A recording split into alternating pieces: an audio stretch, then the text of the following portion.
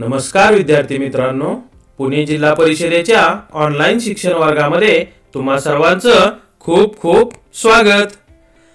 आज आपण इयत्ता तिसरीचा परिसर अभ्यास या विषयाचा नकाशाशी मैत्री पान नंबर 42 वरील घटक पाहणार आहोत।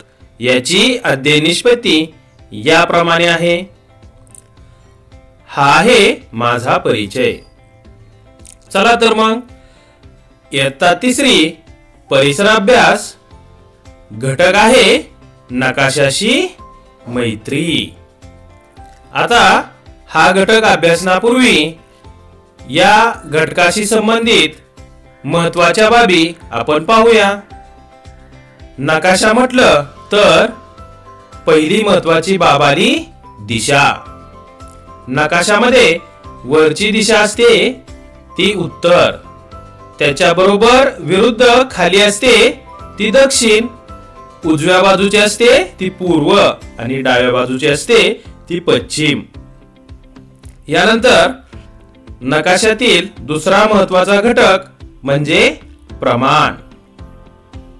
नकाशामध्ये वेगवेगळी ठिकाणे दाखवण्यासाठी कोणते प्रमाण दाखवले आहे ते पाहणे खूप महत्त्वाचे असते।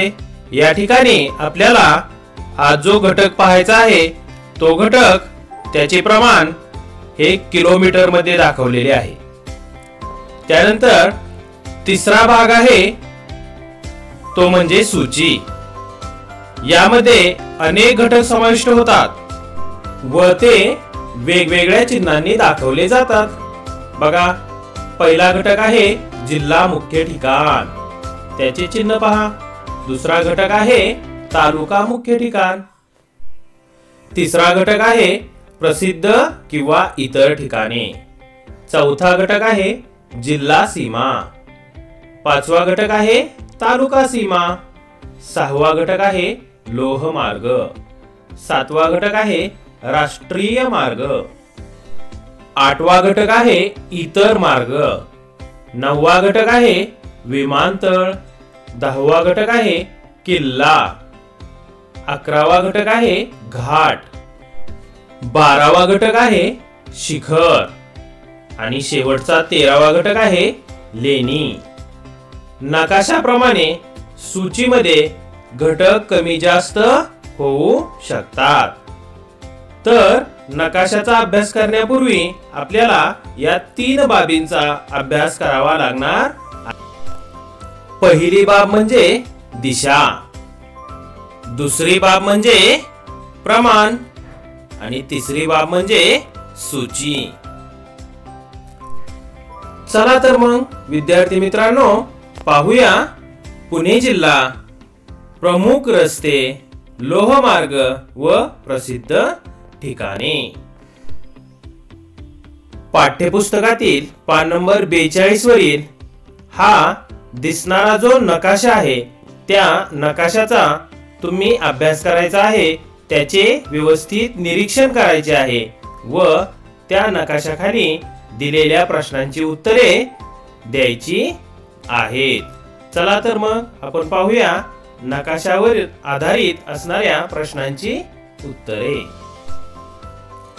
आपल्या जिल्ह्यात राष्ट्रीय महामार्ग आहेत। जिल्ह्याच्या मुख्य ठिकाणाकडून ते वेगवेगळ्या शहरांकडे जातात। त्या शहरांची नावे चौकटीत लिहा। मुंबई सोलापूर आणि मुंबई सातारा। अरे वा, खूपच छान। नकाशाचे निरीक्षण करून तुम्ही योग्य उत्तरे देताय बर का। पाहूया पुढील प्रश्न। जिल्ह्यातील लेणी कोणत्या ठिकाणी आहेत त्यांची नावे चौकटीत लिहा। कारले व भाजे या ठिकाणी पुणे जिल्ह्यातील लेणी आहेत। खूपच छान। पाहूया पुढील प्रश्न। आपल्या जिल्ह्याला ऐतिहासिक परंपरा आहे, त्यामुळे जिल्ह्यात अनेक किल्ले आहेत। नकाशात दाखवलेल्या किल्ल्यांची चिन्हे रंगवा। आता या ठिकाणी तुम्हाला सुरुवातीला किल्ले शोधायचे आहेत। किल्ल्यांची नावे लिहून काढल्यानंतर नकाशामध्ये ज्या ठिकाणी किल्ले आहेत ते किल्ल्याचे चिन्ह रंगवायचे आहे. आलं का लक्षात? तर शोधा पाहू पुणे जिल्ह्यातील किल्ले. शिवनेरी, पुरंदर, राजगड, तोरणा यासारखे किल्ले पुणे जिल्ह्यामध्ये आहेत. खूपच छान. अजूनही काही किल्ले नकाशामधील तुमचे सांगायचे राहिले आहेत. नकाशाचे व्यवस्थित निरीक्षण करा व किल्ले शोधून त्या किल्ल्याचे चिन्ह रंगवा. आता पुढील प्रश्न पाहूया. मुंबई ते दौंड या लोहमार्गावरील 2 ठिकाणांची नावे चौकटीत लिहा.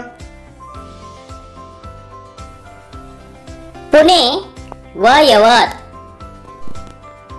खूपच छान.